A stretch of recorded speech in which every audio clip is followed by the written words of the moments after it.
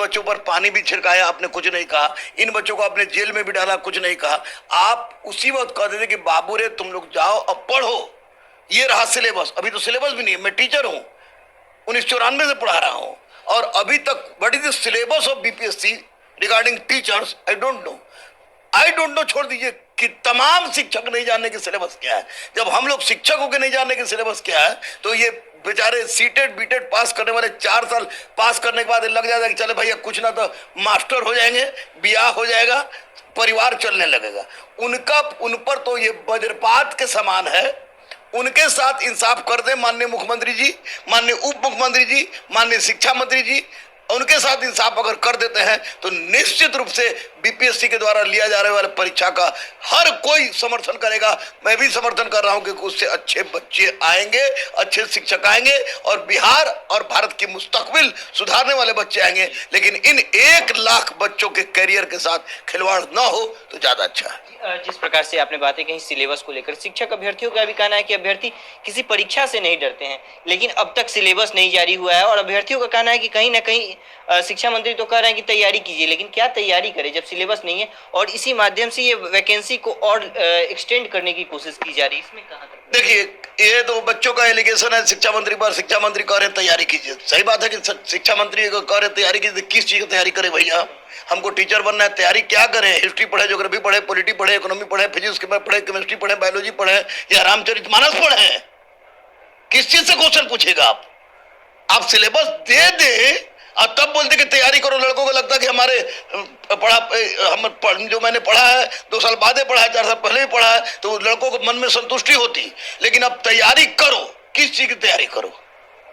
किस चीज की तैयारी करो? क्या है आपका गाइडलाइन, क्या है आपका सिलेबस? ये तो है नहीं। तो ऐसी परिस्थिति में ये हो सकता है कि टालने की बात हो, लेकिन मैं इसमें क्लियर कट नहीं बोल सकता टालने की बात हो। लेकिन अभी अविलंब इन 1 लाख बच्चों की समस्या को सुलझाते हुए जितना जल्दी हो सके, ये आप शिक्षकों के लिए जो बीपीएससी से परीक्षा होगा उसका सिलेबस जारी कर दीजिए। स्वाभाविक है कि अतुल प्रसाद जी बीपीएससी के अध्यक्ष हैं, और वो बीपीएससी के बारे में प्रतिदिन आकर ट्वीट करते हैं, प्रतिदिन आकर बच्चों को बताते हैं कि हम अब सतही नहीं, अब डेप्थ लेंगे, व्यवहारिक ज्ञान संबंधित लेंगे, हमको अच्छा अधिकारी चाहिए।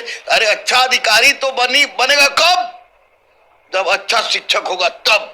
तो आप माननीय अतुल प्रसाद जी से भी मेरा अनुरोध है कि आप भी हुजूर अधिकारियों को तो अच्छा बनाने का प्रयास कर रहे हैं, लेकिन जिससे देश की तकदीर और तस्वीर बनने वाली हो, जिससे राज्य की तस्वीर और तकदीर बदलने वाली हो, उसका सिलेबस क्या है, वो सिलेबस आप आके दे दीजिए। और माननीय मुख्यमंत्री जी से, माननीय उप मुख्यमंत्री से मैं स्पष्ट रूप से कह रहा हूं कि बीपीएससी के द्वारा लिया गया आपका निर्णय एक ग्रेट सैल्यूट का विषय बनता है। लेकिन जिन बच्चों को 4 साल से अंधकारमय जीवन जीना पड़ा है, उनके साथ इंसाफ किया जाए, और उसके बाद जो भी परिपाटी शुरू हो उस परिपाटी में बीपीएससी से आप परीक्षा लीजिए। कोई दिक्कत नहीं है, ये बहुत बड़ी कदम है। इसके अलावा अगर बात करें तो जो शिक्षक हैं, विद्यालयों में कार्यरत शिक्षक हैं, लंबे वर्षों से 10 वर्षों से अधिक समय से, उन लोगों की मांग थी कि उन लोगों को राज्यकर्मी का दर्जा दिया जाए।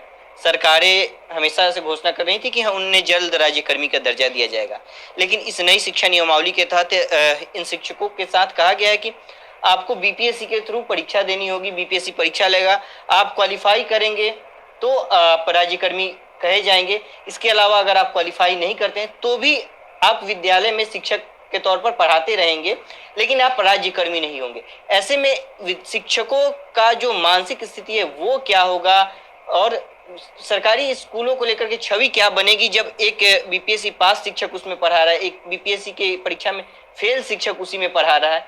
क्या ये छवि बनेगी और शिक्षकों की जो मानसिक स्थिति है? देखिए, एक बात मैं स्पष्ट आपको बता दूं कि जो टीचर फेल करेंगे, टीचर फेल भी करेंगे, निश्चित रूप से कोई संदेह नहीं, फेल करेंगे। अब फेल करने के बाद उसी स्कूल में पढ़ाएंगे, और उसी स्कूल में परीक्षा पास करने वाले टीचर भी आएंगे। तो सबसे पहले तो लड़का के सामने उनका रेपुटेशन खराब हो जाएगा। लड़का में ही प्रतिद्वंदिता हो जाएगी। लड़का बोलेगा कि बीपीएससी पास सर है, बीपीएससी फेल सर है, तो उनकी मानसिक स्थिति खराब होगी। अब ऐसी स्थिति में ठीक से पढ़ा नहीं पाएंगे। हमेशा वो एक सोच में डूबे रहे कि हम फेल कर गए, हम फेल कर गए।